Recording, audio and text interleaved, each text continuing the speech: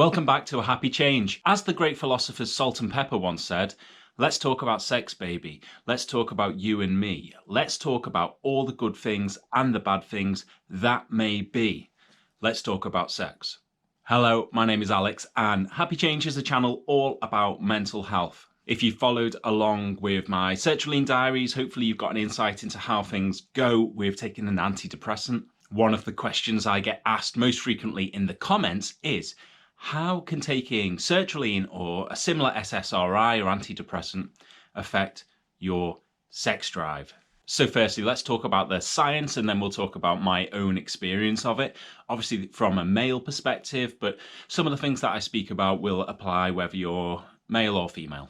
So because SSRIs are a relatively mysterious medication, there's a number of reasons why libido might be reduced when you take an SSRI. As levels of serotonin increase, so does the feeling of calm. Consequently, libido might be reduced because of this. One of the other reasons is to do with dopamine. So SSRIs reduce the amount of dopamine in the body. So this is a transmitter that controls lots of stimuli. One of those stimuli could in fact be your sex drive, your libido. Consequently, taking an SSRI commonly can impact your libido, sexual performance, and everything else that goes along with it. From a male perspective, the concerns are usually around being able to get an erection, maintain an erection, being able to ejaculate. And there'll be similar concerns for women, although not so much about getting an erection.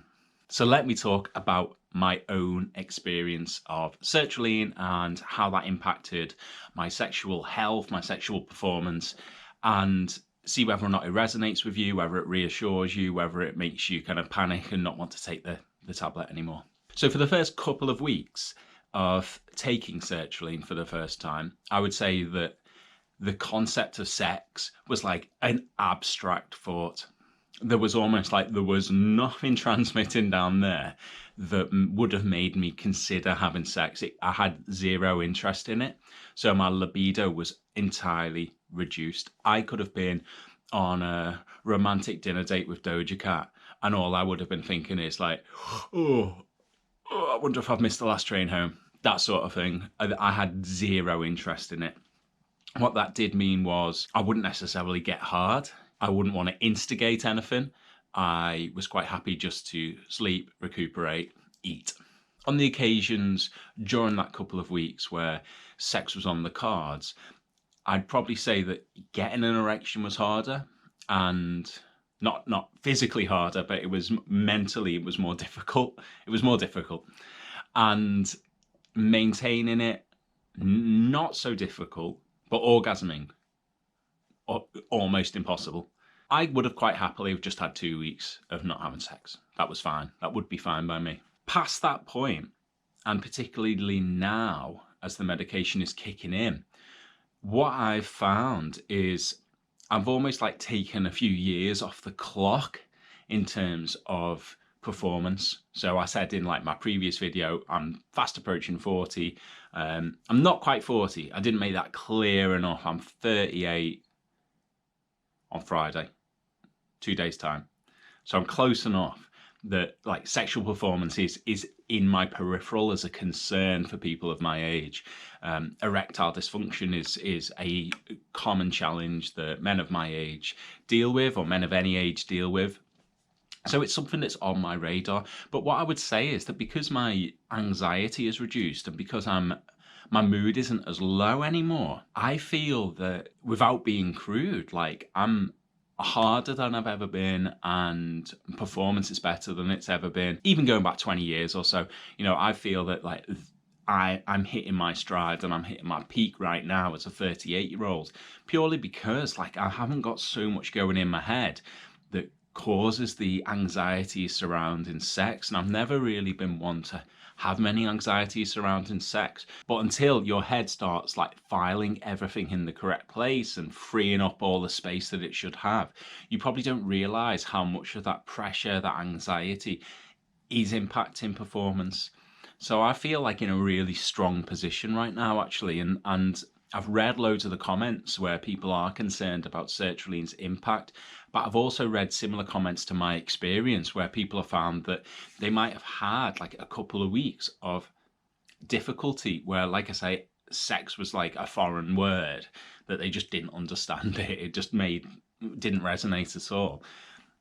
To fast forward a few weeks down the line, and actually they feel that because their brain is in better condition, actually sexual performance has increased. I would imagine that this is going to apply whether you're male or you're female. I do know that there are some people that will struggle throughout the experience. I know that there's some people who suffered from, say, premature ejaculation, who now that their head is calmer and thinking is slowed down, actually they're able to maintain longer and have an increased sense of sexual performance. So it is a really interesting topic.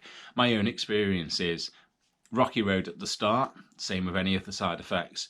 Now I'm in a position that is much better than I can remember it being in a long, long time. Hopefully that is reassuring. I know it is a concern. To be honest, it wasn't something that I necessarily thought about when I was starting because of the sort of relationship position I was in. I was at the end of a failed marriage, and it wasn't necessarily high on my list of priorities, but on reflection I can see how it would be really important and quite daunting, I suppose, if you were staring at your tablets and you were in a relationship and you maybe didn't want to let your partner down, or sex is a really important thing to you, it's a really important part of your relationship perhaps, and worrying about how that might impact you long term. I would say that if you continue for a month or so and actually sexual performance is still reduced, libido is reduced, you're unable to orgasm, all of these things that can happen, to speak to your GP, and they might look at alternative medication, as I would always say in these videos. Lastly, before I go, thank you to everyone that's followed me on Instagram and sent me messages. Like, it's so amazing just to come out of tough situations and see I've got a message on Instagram from someone who's just saying like, thanks, the videos have really helped me, or just saying like, how are you doing today? Like, and just checking in with me. Had a really tough counselling session yesterday. Came out of that quite reflective on stuff that had happened to me, like, when I was in high school, close to 20 odd years ago. And and I was really hit by that. The second I came out, someone just had happened to message me, and it really just took me out of that fog that I could otherwise been in. And it just showed me how important it is to have people around you that understand the position you're in and share it with you. So yeah, I might not have ever met this person in real life, but I was socializing with them about a thing that was challenging to us both, and it was really, really useful. So if you're not already subscribing to this channel, please do so. If you want to jump over to Instagram and follow me, you can do. Occasionally I might put a photo on. I'm not very good at that, but my DMs are open. You can always get in touch with me. No medical advice, but if you just want to have a chat, happy to do so. And I shall see you next time.